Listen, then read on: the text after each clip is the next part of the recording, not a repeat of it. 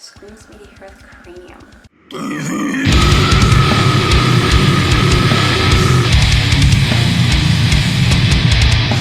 Hailing from Norway, Kraanium formed back in 2001 and are signed under Comatose music group. They were the first band of their kind from their area to create brutally slamming death metal sound. If you haven't heard of Kraanium by now and you're a fan of metal, you've probably been hiding under a rock, and you should really go check them out right now. All of their social media links and their music can be found in the description below. Let's get started.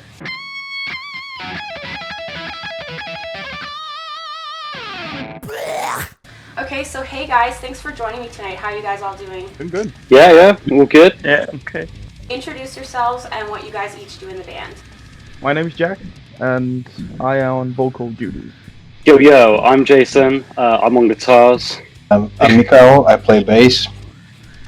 And I'm Toby, and I play drums. Kraanium.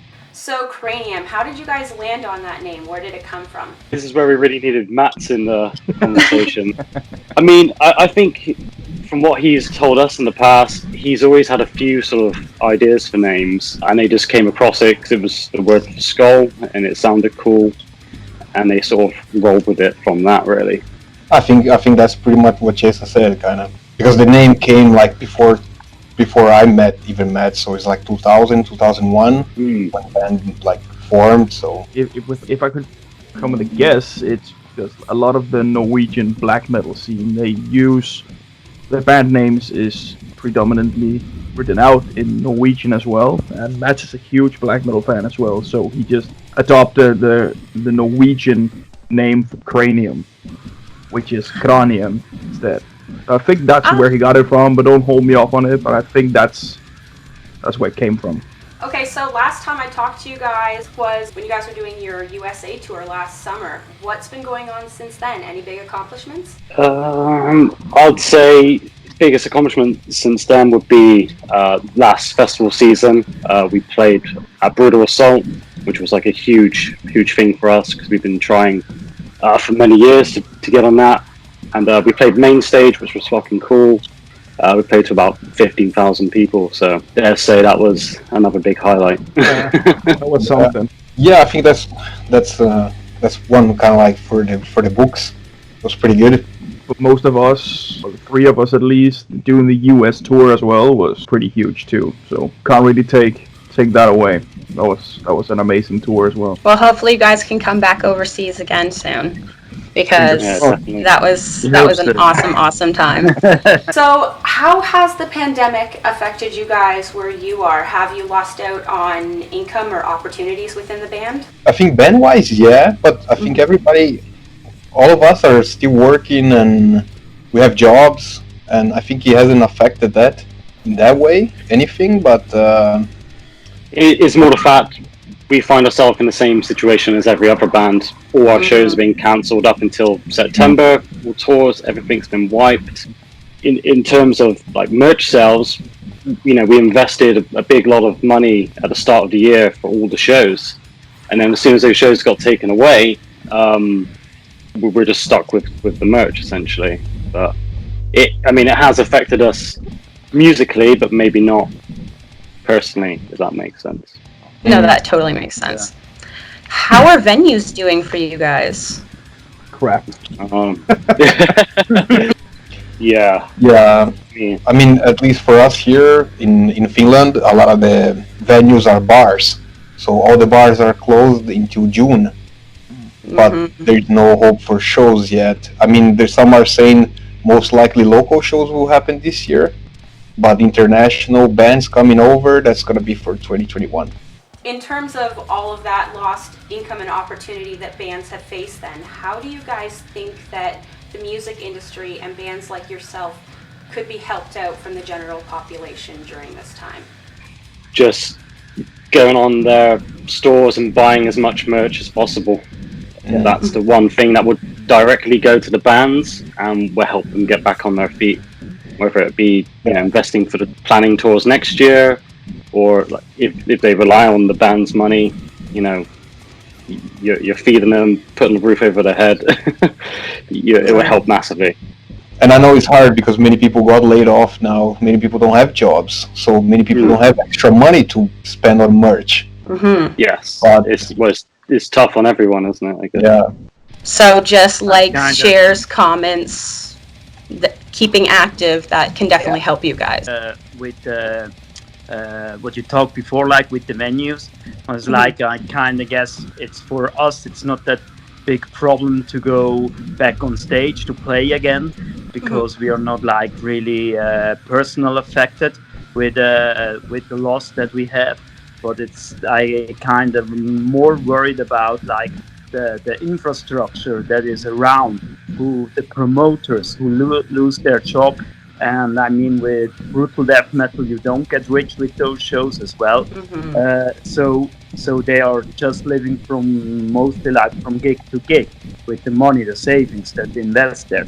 And so I kind of guess it's really as well like important when you have a bit of spare money that you keep your ticket, or like when you have like some money to spend for the promoter, so that they, when everything is open up again, that they can start again, like with promoting shows. Small booking agencies as well. Exactly. That's kind of. I'm more for the future, more worried about this thing than that we can get again like on shows, that this will one time happen. But when there is like no promoter anymore around who has enough money to book a band like with 5 members from 5 different countries, I kind of guess like I'm a bit more worried about this situation, to be honest. Yeah. What are skills or hobbies or things that you guys have been working on while in quarantine? I mean, mainly we've just been writing as many tracks as we can. So music. Yeah. I'm still working normally. And it was like just going like work was like just getting harder, because they fired all the temporary people, but the normal work didn't go down as expected, so it was like more work to do for me. So I didn't had like really time to get into another hobby or something like that. So it was like, for me, it was basically like here in Switzerland, the normal life. It was like a normal life.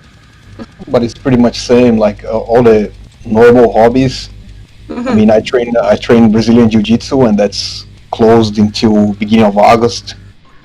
Our gym is closed, and only thing I can do really right now, it's I've been playing and trying to learn the new stuff that we're writing, and picked up skateboarding again, because that's the only thing you can do outside nowadays. Nice. Any quirks or weird things that you've noticed about yourself or just people in general during this crazy time? When you're out like shopping, just generally going to the grocery stores and everything, like people here in Denmark, they're pretty good at keeping their distance and everything. But at the beginning, because people didn't really take it that seriously, like people were jumping, like crawling around the walls and shit like that, and not too close to other people and all that. It was super weird for like 3 or 4 weeks, and then it kind of eased down. And we put some tape markers down on the floor so that people knew how to keep your distance and all that. So, yeah. But here they still don't keep distance. It's like you go to a normal supermarket, everybody's lining behind you almost. Yeah. It's kind of even like they don't care. But of course, cases have been really low here in Finland right now, so I think it's going to a good direction. Weird demonstration outside where some people protesting against like the lockdown, and they are building a huge circle and holding hands. That's like basically like the most weird things I saw so far. And then they don't understand why the police is going and looking that they keep distance. So yeah. Kumbaya protests. I love that. Yeah, it was like kind of around that. Okay, what's one thing that each of you are looking forward to the most when this all ends? I think playing live, guys, seeing the guys, playing shows and hanging out with the bros. There we go. Pretty much. Well said. Hardest part of playing in this band that every guy lives in different countries, so we don't get to see now during this time. No. Yeah. Hey, but at least when it comes to recording and writing new music and practicing, you guys already have that down packed, what people are just learning to do now. Like how to stay in touch and communicate. So we are already set up. Yeah, you guys are a step ahead when it comes to that. Anything you want to plug or promote, any side channels, merch, lessons, honestly, anything goes. So we've just released a new guitar playthrough video via Slam Worldwide.